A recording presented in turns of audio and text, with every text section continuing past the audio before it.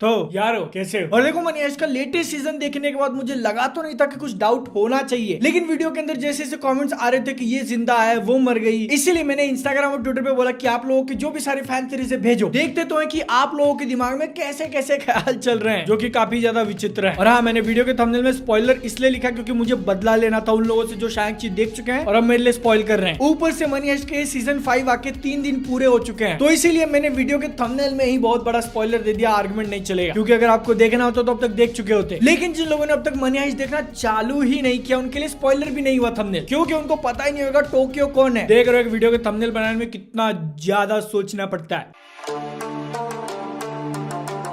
देखो, सबसे पहले तो वीडियो में आगे बढ़ने से पहले एक ऑब्वियस एकदम बड़ा वाला स्पॉइलर वार्निंग, और इसके बाद जो सबसे इंपॉर्टेंट सबसे बड़ा क्वेश्चन रह जाता है कि आगे चल के जो लास्ट के सिर्फ 5 एपिसोड्स बचे हैं मनी हाइस्ट के, उसके अंदर क्या होगा। और देखो, इस क्वेश्चन का आंसर मेनली डिपेंड करता है कि शो के जो मेकर्स हैं उन्होंने मनी हाइस्ट के लिए कैसी एंडिंग सोच के रखी है। एग्जाम्पल, मनी हाइस्ट सीजन 5 का जो 10th एपिसोड आएगा उसके एंड में सब लोग मर जाएंगे, प्रोफेसर, डेनवर और उसकी बाकी जितनी भी गैंग है। कमलेश का कहना है कि सिर्फ त्रिवेदी बचेगा, लेकिन कमलेश भाई सेक्रेट गेम्स के अंदर तो त्रिवेदी भी मर चुका था। एक्चुअल में अगर ये एंड हुआ ना तो फिर मनी हाइस्ट का सीजन 5 जो एंड होगा वो काफी ज्यादा पावरफुल नोट पे होगा। लास्ट एपिसोड में धीरे धीरे करके सब मरते जा रहे हैं, क्योंकि वो लोग थे तो चोर ही ना, कितने दिन गवर्नमेंट से भागेंगे, आर्मी घुस गई, उसके पेल दिया, लेकिन मरने से पहले गवर्नमेंट के खिलाफ जितने भी सारे डॉक्यूमेंट्स हैं प्रोफेसर के पास वो पब्लिक कर सकता है, जाते जाते जाने से पहले गवर्नमेंट की भी बजा के जाए। ये अगर एक्चुअल में ऐसा हो तो फिर ज्यादा इसके बारे में सोचने की जरूरत नहीं। लेकिन ये तो हो गया पॉसिबिलिटी नंबर 1। यहाँ पे इसका ठीक अपोजिट होता है पॉसिबिलिटी नंबर 2। लाल कपड़ों में प्रोफेसर का जो गैंग घुसा है वो लोग कामयाब हो जाते हैं, उनका मिशन पूरा। एपिसोड नंबर 5 के एंड में जितने भी सारे मेंबर्स जिंदा हैं उसमें से एक आधा और मर जाएंगे, लेकिन मेजॉरिटी जो गैंग है वो बच के वहां से बाहर निकल जाएगा, और ठीक जैसा सीजन 2 के एंड होने के बाद दुनिया में कहीं और किसी देश में जाके आराम से जिंदगी काट रहे हैं। लेकिन बात इतनी सिंपल भी नहीं होगी, है ना। ये जो सेकंड नंबर की पॉसिबिलिटी मैंने आप लोगों को बताई उसके अंदर अगर हम लोग ध्यान देने जाएं तो और भी ज्यादा थ्योरीज निकलने लगती हैं, जिसमें से सबसे बड़ा वाला मैं आप लोगों को बता रहा हूं कि money heist season 5 episode number 10 के एंड में प्रोफेसर मर जाएगा। मे बी इट्स पॉसिबल, क्योंकि मैं भी यहाँ पे आपके जैसे ही अंदाजा लगा रहा हूँ, मुझे अंदर की बात पता नहीं है, मेरी अंदर तक सेटिंग नहीं है कि क्या होने वाला है आगे, मुझे पहले से पता है। लेकिन मैंने प्रोफेसर के मरने के ऊपर इतना बड़ा दाव क्यों खेला, क्योंकि अगर आप लोगों को नहीं पता तो फिर मनी हाइस्ट का जो सीजन 5 है वो आखिरी होने वाला है, इसके बाद खत्म। लेकिन मुझे एक बात बताओ, जब तक प्रोफेसर जिंदा रहेगा ऐसे एकदम प्लान करके चोरी करना छोड़ेगा वो, तो मे भी ऐसा हो सकता है कि ये लोग सीधा गवर्नमेंट के खिलाफ जाके जो इतनी बड़ी बड़ी चोरियां कर रहे हैं उसका एंड प्रोफेसर की डेथ से हो। ऊपर से ये मनी हाइस्ट की कहानी भी इसीलिए शुरू हुई थी क्योंकि प्रोफेसर के दिमाग में प्लान था इतनी बड़ी चोरी करने का, तो यहाँ पे थोड़ा बहुत लॉजिकल बन जाता है कि इस प्लान का एंड भी प्रोफेसर से ही होगा। लेकिन मे भी अगर शायद मगर प्रोफेसर ना मरे, प्रोफेसर के बदले कोई दूसरा कैरेक्टर मर जाए, डेनवर, लिस्बन और भी बाकी जितने बच्चे हुए लोग हैं। लेकिन है ना, वो एक थ्योरी जो कि मैं बहुत जगहों पे देख रहा हूँ, लेकिन मैंने एक्सपेक्ट नहीं किया था कि बात यहाँ तक पहुंचेगी। कुछ लोगों को ऐसा लग रहा है कि टोक्यो जिंदा है।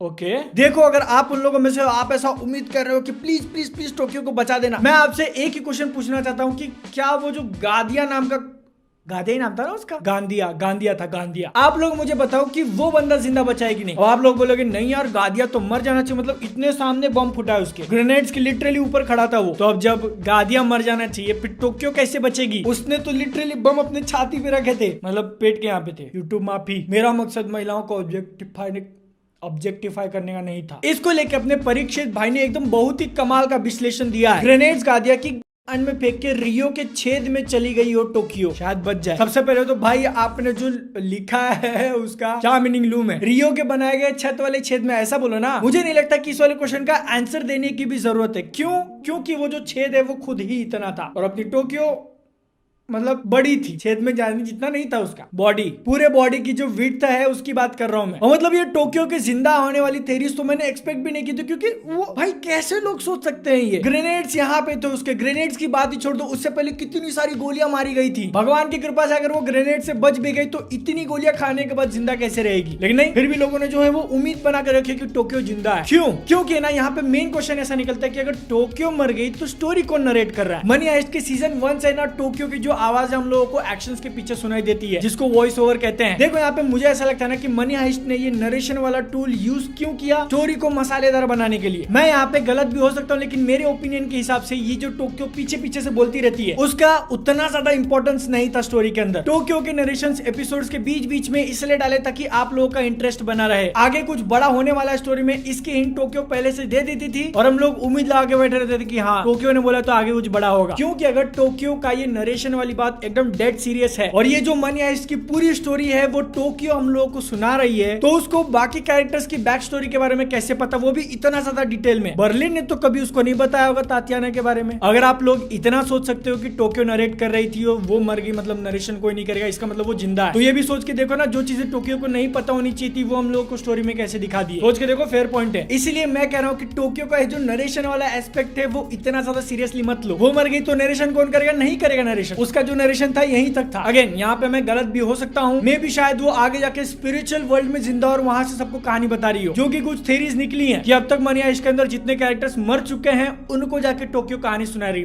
इसकी पॉसिबिलिटी मुझे तो कम लगती है, लेकिन हो सकता है। इसके बाद है ना दो एंगल हमारे और देखने के रह गए, जिसमें से सबसे पहला अलिसिया सिएरा, वो जो प्रेग्नेंट पुलिस ऑफिसर थी। अगर आप लोगों ने 5th सीजन के एपिसोड्स देख लिए तो फिर आपको क्वेश्चन आना चाहिए, क्या अब वो प्रोफेसर के साथ हो गई? क्या अब वो उसके पीछे नहीं जाएगी? क्या अब वो प्रोफेसर के साथ मिलकर काम करेगी? वेल यहाँ पे मुझे पर्सनली ऐसा लगता है कि अलिसिया जो है वो आगे चल के प्रोफेसर को धोखा जरूर देगी, जिसके पीछे एक बहुत ही सिंपल बेसिक सा रूल है कि अगर उसने धोखा नहीं दिया, प्रोफेसर के साथ मिल गई, तो स्टोरी इंटरेस्टिंग कैसे बनेगी। क्योंकि अगर आप लोगों ने मनी हाइस्ट को एक थोड़ा बहुत एनालाइज करने के हिसाब से देखा है तो अब तक जितने भी एपिसोड्स आए हैं ना उनके अंदर जो लोग चोरी कर रहे हैं उनके सामने एक प्रॉब्लम होती है और प्रोफेसर के सामने दूसरा प्रॉब्लम, दोनों तरफ चलता रहता है। प्रोफेसर कभी भी खाली नहीं बैठा होता। और सीजन 5 में अब तक जहां स्टोरी पहुंची है ना, प्रोफेसर के सामने अगर कोई एक ही चैलेंज खड़ा कर सकता है, अलिसिया सिएरा। लेकिन यार प्रोफेसर ने अलिसिया की डिलीवरी कराई थी, उसके बच्चे की जान बचाई। हम लोगों को तो पता है कि अलिसिया महामा है तो फिर वो कुछ भी कर सकती है। इसी बात को चिन्मय भाई साहब ने काफी अच्छी तरीके से प्रेजेंट किया कि अलिसिया जो है वो प्रोफेसर को डेफिनेटली बिट्रे करेगी, क्योंकि अलिसिया ने खुद कहा था कि उसको अपने बच्चे के साथ फिलीपींस में छुप छुप के नहीं रहना, वो रहेगी तो स्पेन में। लेकिन स्पेन की गवर्नमेंट ने उसका बहिष्कार कर दिया। इस चीज को उल्टा करने के लिए अलिसिया के पास एक रास्ता है। अलिसिया प्रोफेसर को धोखा देगी। प्रोफेसर के पास जो एविडेंस है गवर्नमेंट के खिलाफ, रिकॉर्डिंग्स, वॉइस रिकॉर्डिंग्स, मौका मिलते उस एविडेंस को चुराएगी, खुद को बेगुनाह साबित करेगी और आराम की जिंदगी। ऐसा चिन्मय भाई को लगता है, क्योंकि उनके हिसाब से अलिसिया इज एन अनग्रेटफुल,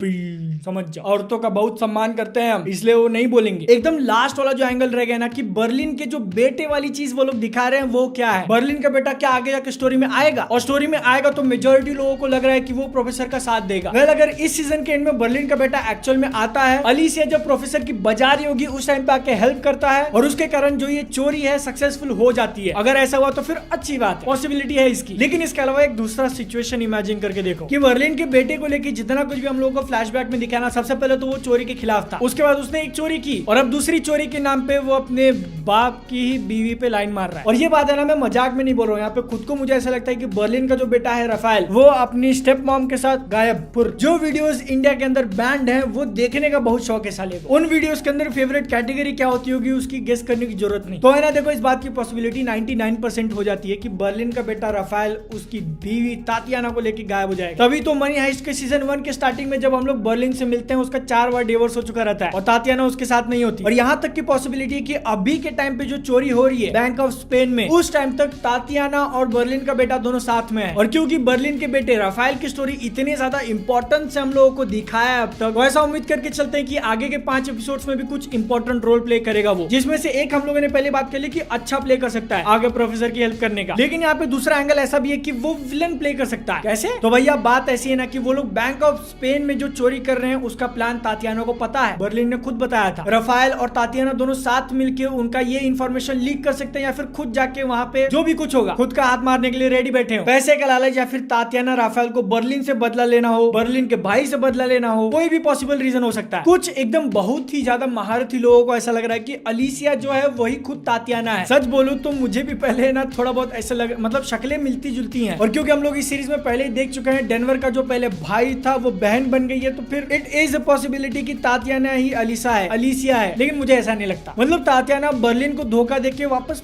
पुलिस में क्यों ज्वाइन होगी और इतने कम टाइम के अंदर एकदम टॉप की पुलिस ऑफिसर कैसे बन जाएगी। टोनी स्टार्क के हिसाब से एकदम फिक्स्ड थ्योरी है कि इस सीजन के एंड में भी बर्लिन को कुछ सैक्रिफाइस करना पड़ेगा ताकि फैंस इमोशनल हो जाए। सीजन 2 के एंड में उसने खुद की लाइफ सैक्रिफाइस की थी, इस सीजन के एंड में वो अपनी बीवी सैक्रिफाइस करेगा। Nice theory by the way. Nishant को ऐसा लगता है कि आर्तुरो को छोड़ के सब मर जाएंगे। सही बात है, उसके जैसे महा हरामी बंदे को भगवान भी खुद नहीं बुलाना चाहता। भाई तू नीचे ही रहे, तू मेरे पास मत आना, पता चला मेरी बीवी ऊपर।